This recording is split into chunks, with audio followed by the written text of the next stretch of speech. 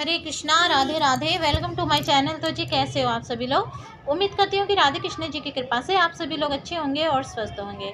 तो जी आप सभी लोगों को नवरात्रि की बहुत बहुत सी शुभकामनाएं। तो जी नवरात्रि शुरू हो गए हैं, तो नवरात्रों में दुर्गा सप्तशती का पाठ करने का एक अलग ही महत्व है। दुर्गा सप्तशती का पाठ करने से हमारे घर में सुख, शांति और समृद्धि आती है, जो कि ये बहुत ही अच्छा होता है। दुर्गा सप्तशती का पाठ नवरात्रों के दिन करने से बहुत से लोग रोज ही दुर्गा सप्तशती का पाठ करते हैं। दुर्गा सप्तशती का पाठ करने के कुछ नियम होते हैं। तो सबसे पहले हम दुर्गा सप्तशती का पाठ आरंभ करने से पहले हमें दुर्गा सप्तशती के कुछ पाठ पहले करने पड़ते हैं, जैसे कि दुर्गा कवच, अगरला स्तोत्र और किलिक स्तोत्र। इन 3 स्तोत्रों का पाठ करने के बाद ही हमें दुर्गा सप्तशती के पाठ का आरंभ करना चाहिए। तो चलिए शुरू करते हैं हम दुर्गा सप्तशती का पाठ। इससे पहले हम देवी माता की प्रार्थना करेंगे। ओम सर्वमंगल मांगल्ये शिवे स्वार्थे साधिके शरण्ये अंबिके गौरी नारायणी नमोस्तुते। तो चलिए शुरू करते हैं श्री दुर्गा कवच पाठ। चंडी पाठ।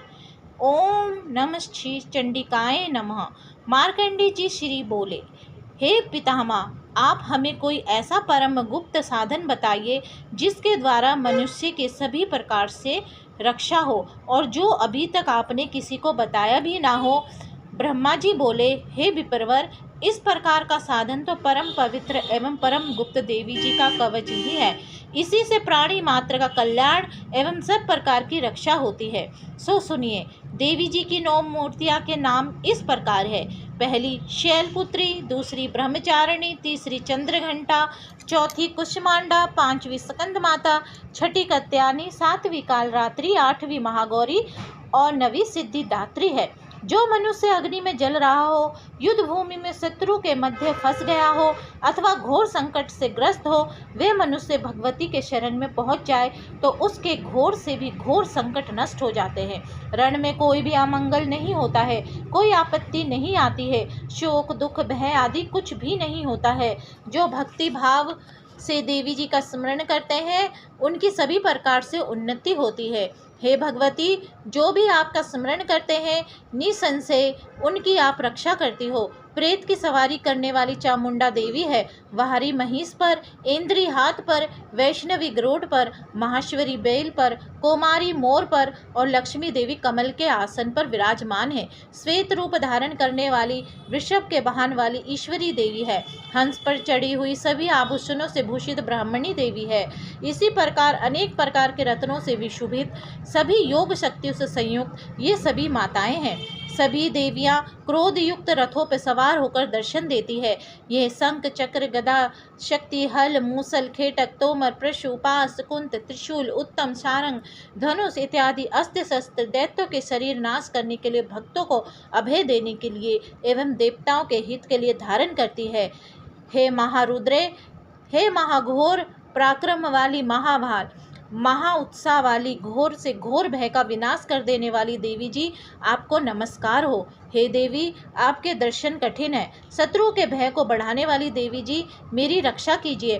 पूर्व दिशा में मेरी रक्षा इंद्री करे, अग्निकोण में अग्नि देवता, दक्षिण में वाहरी, नील त्रिकोण में खड़ग धारिणी, पश्चिम में वारुणी, वायु कोण में वृगवाहिनी, उत्तर में कोमारी, ईशान कोण में शूल धारिणी, ऊपर ब्रह्माणी एवं नीचे वैष्णवी देवी रक्षा करे। इस प्रकार शिव वाहिनी चामुंडा देवी दशों दिशाओं में रक्षा करे। जया मेरे आगे की, विजया मेरे पीछे की, बाएं ओर की अजिता, दाई ओर की अपराजिता रक्षा करे। उद्धोतनी मेरी शिखा की, उमा मेरे मस्तक पर विराज कर मस्तक को, मालाधारी बहो को, यशस्विनी बहो के मध्य में, त्रिनेत्रा नासिकाओं की, यम घंटा देवी नेत्रों के मध्य में, शंखनी कानों की, द्वारवासिनी कपोलों की और कालिका कपाल की, सांकरी कर्ण की, मूल भाग की रक्षा करे। नासिका की सुगंधा, ऊपर होठों की चर्चिका, नीचे के होठों की अमृत कला एवं जिह्वा की सरस्वती देवी रक्षा करे। दांतों की कोमारी, कंठ की चंडिका, गले की चित्रघंटा, तालु प्रदेश की महामाया रक्षा करे। चिंबुक की कामाक्षी, वाणी की सर्वमंगला, गिरवा की भद्रकाली पृष्ठ अस्थियों की धनुर्धरी रक्षा करे। कंठ के बाहरी भाग की नील गिरवा, कंठन नलिका की नलकुबरी, दोनों कंधों की खंगनी एवं भुजाओं की व्रजधारणी रक्षा करे। दोनों हाथों की दंडनी, उंगलियों की अंबिका और नाखूनों की सुलेश्वरी, कुशी की कुलेश्वरी रक्षा करे। स्तनों की महादेवी, मन की शोक विनाशिनी, हृदय की ललिता देवी और उदर की शूलधारणी रक्षा करे। नाभि की कामिनी, गुप्त इंद्रणी की गुहेश्वरी, लिंग की पुत कामनी, गुदा की महाविश महिषावानी रक्षा करे। कटी भाग की भगवती, घुटनों की विंध्यवासिनी और जंघाओं की महाबला देवी रक्षा करे। गुल्फों की नारसिंघा, पावों के तलुओं की तेजसी, उंगलियों की श्री देवी और तलियों की तलवासिनी रक्षा करे। नाखूनों की दंष्टकराली, केशों की ऊर्ध्वकेशिनी, रोम छिद्रों की कावेरी और त्वचा की बागेश्वरी रक्षा करे। रक्त, वजा, वसा, मांस और अस्थियां एवं मदे की पार्वती, अंतड़ियों की कालरात्रि, पित्त की मुक्तेश्वरी रक्षा करे। पद्म कोशों की पद्मावती, कफ की चूड़ामणि, नाखूनों की तेज की ज्वालामुखी, सभी सिंधियों की अवेधा देवी रक्षा करे। हे ब्राह्मणी, आप मेरे वीर्य की रक्षा करे। छाया की छत्रेश्वरी और मन बुद्धि अहंकार की धर्मधारणी रक्षा करे।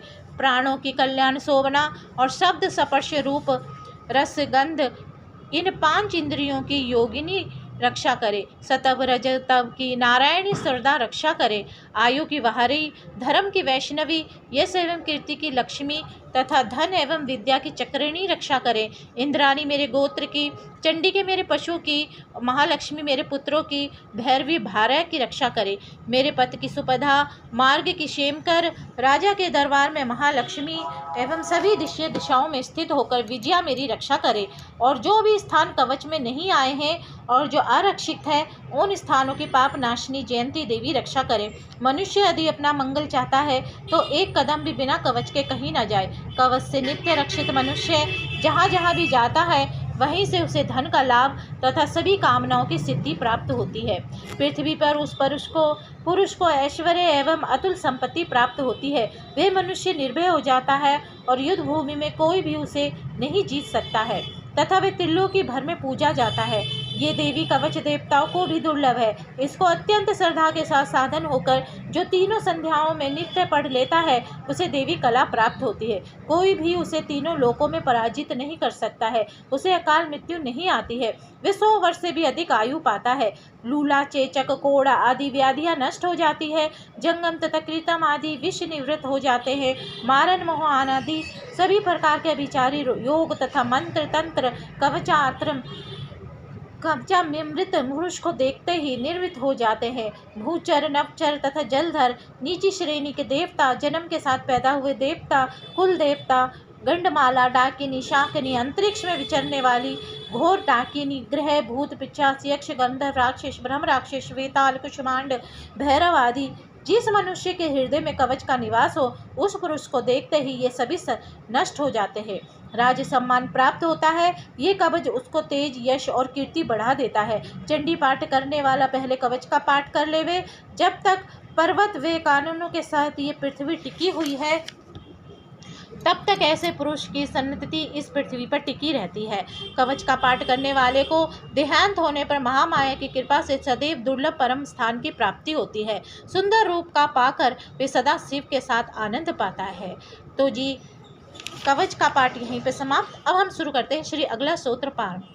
श्री मार्कंडे जी बोले, जयंती, मंगला, काली, भद्रकाली, कपालिनी, दुर्गा, शिवा, धात्री, स्वाहा आदि देवियों को मेरा नमस्कार है।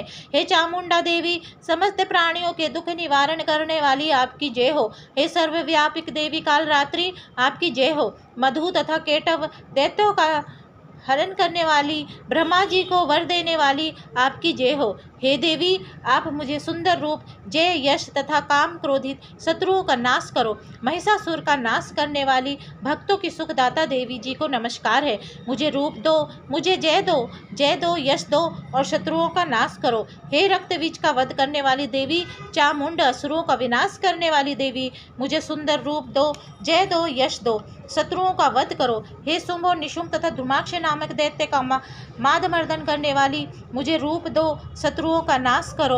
आपका रूप तथा चरित्र अचिंतनीय है। सभी शत्रुओं का आप ही नाश करने वाली हो। मुझे रूप दो, जय दो, यश दो और शत्रु का संहार करो। हे पापनाशक चंडिके, जो सर्वदा भक्ति पूर्वक आपके चरणों में मस्तक झुकाते हैं, उन्हें रूप दो, जय दो, यश दो और शत्रुओं का नाश करो। सभी व्याधियों का नाश करने वाली चंडिके, जो आपकी भक्ति पूर्वक स्तुति करते हैं, उन्हें रूप दो, जय दो, यश दो और शत्रुओं का नाश करो। हे चंडिके, जो निरंतर आपकी भक्ति अर्चना करते हैं, उन्हें रूप दो, जय दो, यश दो और उनके शत्रुओं का नाश करो। हे देवी जी, आप मुझे सौभाग्य, आरोग्य और परम सुख दो। रूप दो, जय दो, यश दो और मेरे शत्रुओं का विध्वंस करो। मेरे शत्रुओं का नाश करके मुझ में बल बढ़ा दो। रूप दो, ये जय दो, यश दो और मेरे शत्रुओं का नाश करो। हे देवी, मेरा कल्याण कीजिए और उत्तम धन संपत्ति दीजिए। रूप दो, जय दो, यश दो और शत्रुओं का नाश करो। हे माता, आपके चरणों में देवता और दैत्य दोनों ही अपने मुकुटों की मणियों को घिसते रहते हैं। कृपा कीजिए, मुझे रूप दो, जय दो, यश दो और मेरे शत्रुओं का नाश करो। हे मातेश्वरी, अपने भक्तों का विद्यावान यशवान करो। रूप दो, जय दो, यश दो और शत्रुओं का नाश करो। बड़े बड़े अभिमानी दैत्यों के अभिमान चूर करने वाली चंडिके, मैं आपको प्रणाम करती हूँ। मुझे रूप दो, जय दो, यश दो और मेरे शत्रुओं का नाश करो। हे चार भुजाओं वाली माता चतुर्मुख, ब्रह्मा जी आपकी स्तुति करते हैं। हे परमेश्वरी, रूप दो, जय दो, यश दो और बैरियों का विध्वंस करो। हे मातेश्वरी, विष्णु भगवान आपके निरंतर भक्ति पूर्वक स्तुति करते हैं। मुझे यश दो, जय दो और बैरियों का विध्वंस करो। हे मातेश्वरी, हे पार्वती के पति महादेव जी से स्तुत है परमेश्वरी, रूप दो, जय दो, यश दो और शत्रुओं का नाश करो। इंद्रदेव से पूजित है परमेश्वरी, रूप दो, जय दो, यश दो और बैरियों का नाश करो। हे देवी जी, आप तो कठोर भुजदंड रखने वाले दैत्यों का घमंड नाश कर देती है। आप ही रूप दो और बैरियों का नाश करो। हे अंबिके, आप अपने भक्तों के लिए अपार आनंद की वृद्धि करती हो। मुझे रूप दो, जय दो, यश दो और मेरे बैरियों का नाश करो। हे मातेश्वरी, आप मुझे व मेरी पत्नी को प्रदान करे जो मेरी इच्छाओं के अनुकूल हो और इस भयानक संसार रूपी समुद्र से मुझे तारने वाली हो। उत्तम कुल से उत्पन्न हो। जो पुरुष इस स्तोत्र का पाठ करके ही महासूत्र का किलिक का पाठ करता है, वह सप्तशती के पाठ से जब से मिलने वाले वह वर श्रेष्ठ संपदा के फल से प्राप्त कर लेता है। तो जी यहीं पे समाप्त होता है अगला स्तोत्र। अब हम शुरू करते हैं अधक्लिक स्तोत्र। श्री मार्कंडेय जी बोले, मैं उन भगवान सदाशिव को नमस्कार करता हूँ जिनके 3 दिव्य नेत्र हैं, जिनका शरीर विशुद्ध ज्ञान स्वरूप है, जो मोक्ष प्राप्ति के कारण है, अर्धचंद्रमा जिसके मस्तक पर शोभायमान है, मंत्रों के शाप एवं उत्कलीन आदि को समझकर पाठ करने वाला पुरुष मोक्ष पा लेता है, अतः इसका ज्ञान होना आवश्यक है। सब उच्चाटन आदि वस्तुएं इसी स्तोत्र द्वारा पाठ करके सिद्ध होते हैं। जो इस स्तोत्र का पाठ करके सप्तशती का पाठ मात्र से स्तुति करते हैं, उन्हें देवी जी सिद्ध हो जाती है।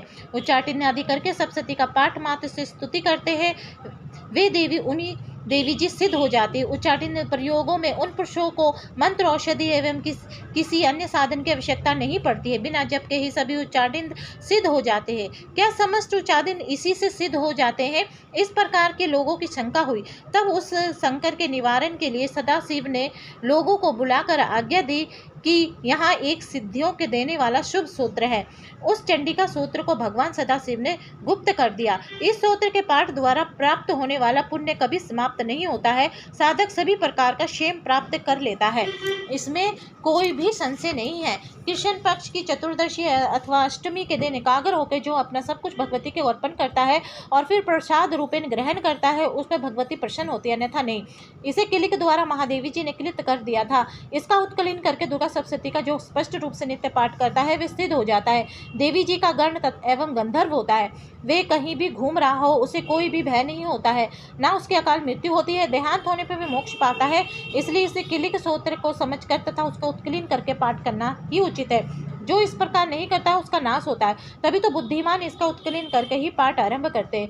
जो कुछ भी रमणियों में सौंदर्य, सौभाग्य एवं आदि दिखाई देते हैं, वे सबके सब श्री देवी जी की कृपा के ही फल है। इसी कारण इस शुभ स्तोत्र का जप सदा करते रहना चाहिए। इस स्तोत्र का मंत्र स्वर से पाठ करने से थोड़ा फल प्राप्त होता है, उच्च स्वर से ही अधिक फल मिलता है।